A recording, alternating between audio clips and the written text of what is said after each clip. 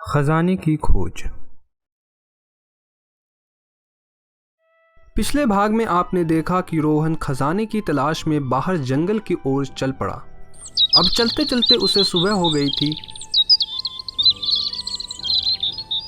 वो चलते चलते एक बंजर जगह पर जा पहुंचा। उसने देखा कि वहां पर लोमड़ी का बच्चा एक पिंजरे में कैद है। इस लोमड़ी के बच्चे को किसने पिंजरे में डाल दिया? मुझे इसकी मदद करनी चाहिए।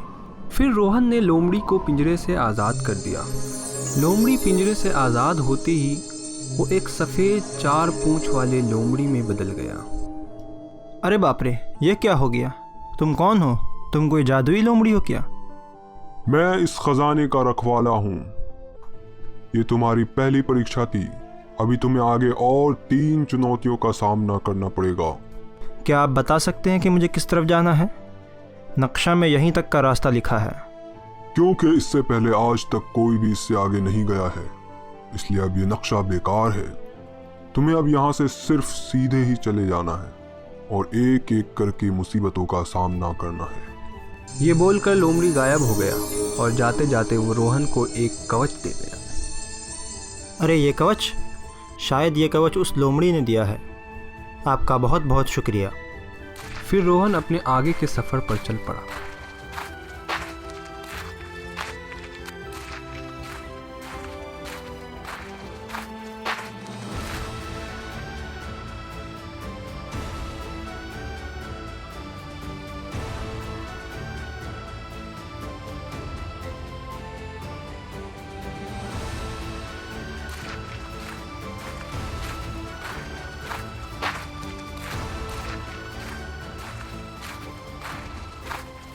अरे बाप रे, मुझे और कितना चलना पड़ेगा?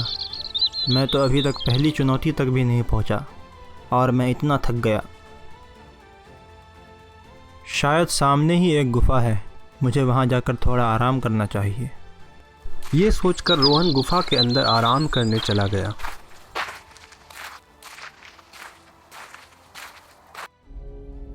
मगर उसने देखा कि वहां पर बहुत सारे जानवर और परिंदे मरे हुए थे।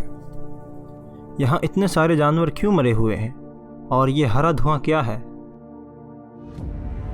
ये एक जहरीला धुआं है, इसलिए शायद ये सब मर गए हैं। रोहन को जैसे ही पता चला वो तुरंत उस गुफा से बाहर निकल गया।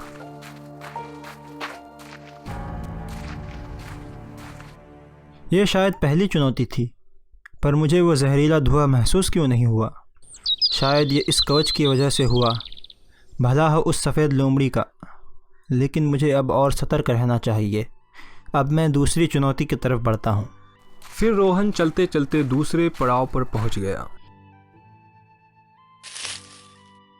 इस गुफा की रखवाली तो 2 दानव कर रहे हैं। शायद यही दूसरी चुनौती है। ये दोनों दानव तो सो रहे हैं। मुझे चुपके से जादुई यंत्र लगाकर यहाँ से निकल जाना चाहिए। इससे अगर उनकी नींद भी खुल गई तो वो मुझे नहीं देख पाएंगे। फिर रोहन गुफा की ओर बढ़ा, मगर वो जैसे उन दानवों के करीब पहुंचा तो रोहन के पैरों की आवाज़ की वजह से उनकी आंखें खुल गई। हाँ, अरे लगता है इनके कान बहुत तेज़ हैं। ये तो मेरे पैरों की आहट से ही उड़ गए।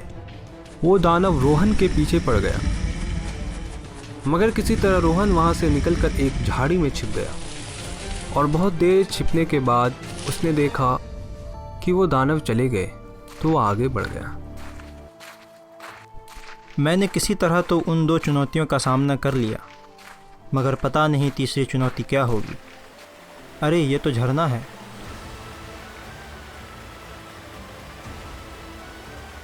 चलो थोड़ा पानी पी लेता हूँ। क्या तुम खजाने की खोज के लिए आए हो? ये कौन बोल रहा है? क्या तुम खजाने की खोज के लिए आए हो? हाँ, मगर तुम कौन हो और कहाँ से बोल रहे हो? हिम्मत है तो सामने आओ। मैं तुम्हारे सामने ही हूँ। ये आवाज़ तो इस झरने से आ रही है। क्या तुम झरने से बोल रहे हो? हाँ, अगर तुम्हें खजाना चाहिए तो तुम्हें मेरे 3 सवालों का जवाब देना होगा। ठीक है, फिर पूछो अपने सवाल। तो बताओ, शुरू कटे तो कान कहलाऊं, बीच कटे तो मन बहलाऊं, परिवार की मैं करूं सुरक्षा, बारिश आंधी धूप से रक्षा। रोहन सोचने लगा और बहुत देर सोचने के बाद उसने कहा, हाँ, इसका मतलब है मकान। ये हमारी रक्षा करता है बारिश, धूप और आंधी से। बहुत अच्छे। अब दूसरा सवाल। पास में उड़ता उड़ता आए, क्षण भर देखूं फिर छिप जाए, बिना आग के जलता जाए, सबके मन को वो लुभाए। रोहन फिर सोचने लगा। इसका उत्तर जुगनू होगा। यह बिना आग के जलता है और सबके मन को लुभाता है। बहुत अच्छे। अब तीसरा और आखिरी सवाल। सोने की वह चीज है पर बेचे नहीं सुनार, मोल तो ज्यादा है नहीं, बहुत है उसका भाव। इस बार रोहन परेशान हो गया क्योंकि बहुत देर तक सोचने के बाद भी उसे समझ नहीं आ रहा था। वो थक हार कर बैठ गया। अरे हाँ, इसका उत्तर है चारपाई। ये सोने की चीज़ है मगर सुनार इसे बेचता नहीं। मोल इसका ज़्यादा नहीं होता मगर ये बहुत वज़नदार होता है। फिर वो दरवाज़ा खुल गया। रोहन उसके अंदर गया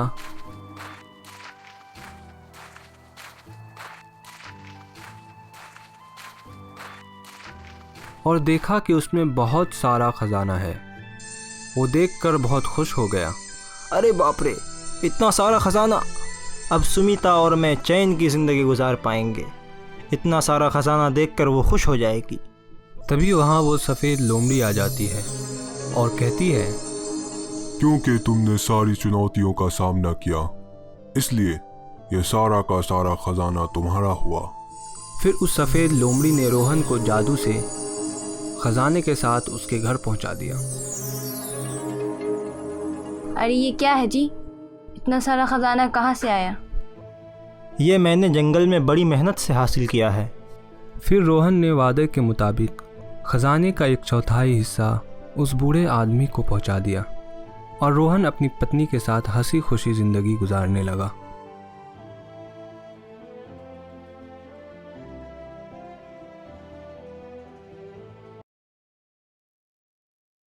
सब्सक्राइब करें हमारे चैनल को और ऐसे ही वीडियोज़ देखने के लिए।